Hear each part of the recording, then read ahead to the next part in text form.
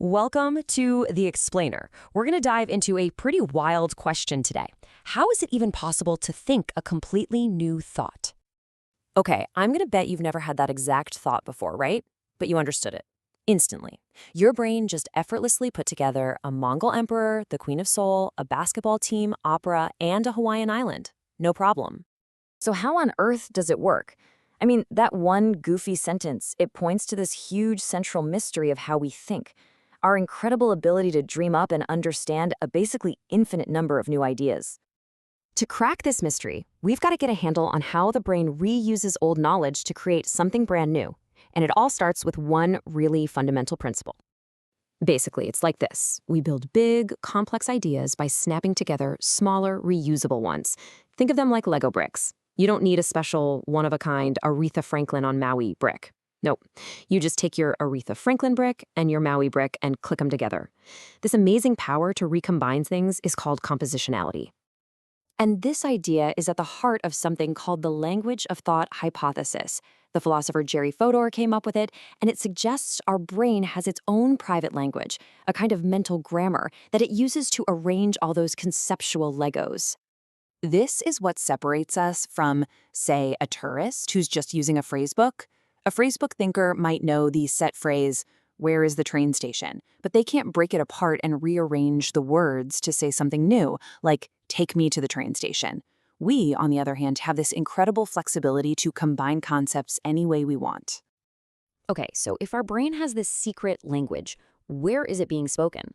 Well, our first big clue points to a network in the brain that acts like a conceptual canvas, a place where all these ideas come to life. It's called the default mode network. And scientists used to think this network was just for, zoning out or daydreaming, but it turns out it's an absolute powerhouse for combining ideas. It's the part of your brain that takes separate concepts like lake and house and runs a little mental simulation of what a lake house would actually look and feel like.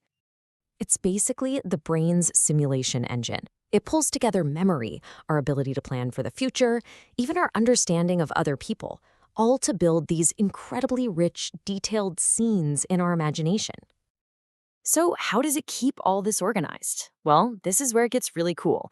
It uses these amazing neurons called grid cells, which, funnily enough, were first discovered for something totally different, helping us find our way around in the physical world. And here's the kicker.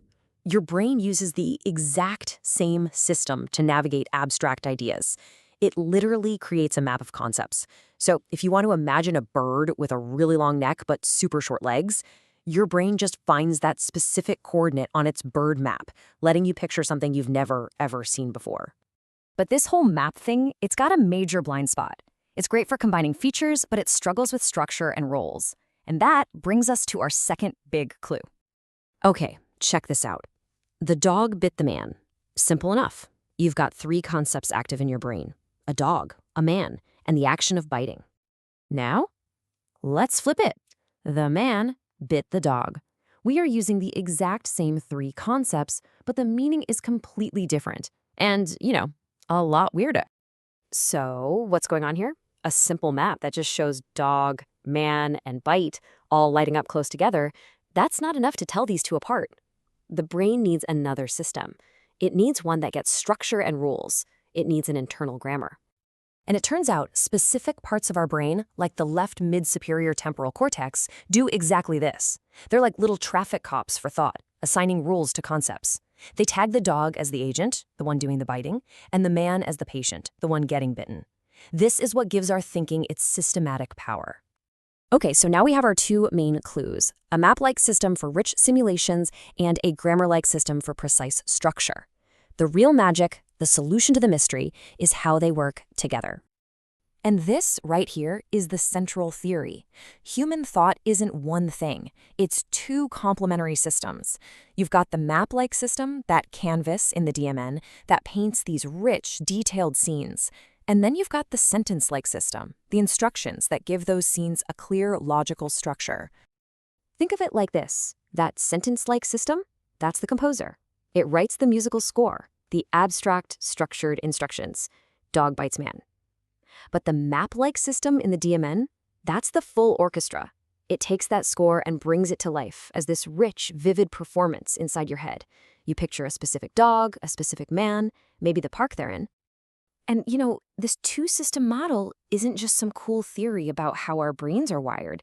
It's actually providing a blueprint that is shaping the future of artificial intelligence. Researchers are looking at our brains and saying, hey, maybe we should build AI that way too.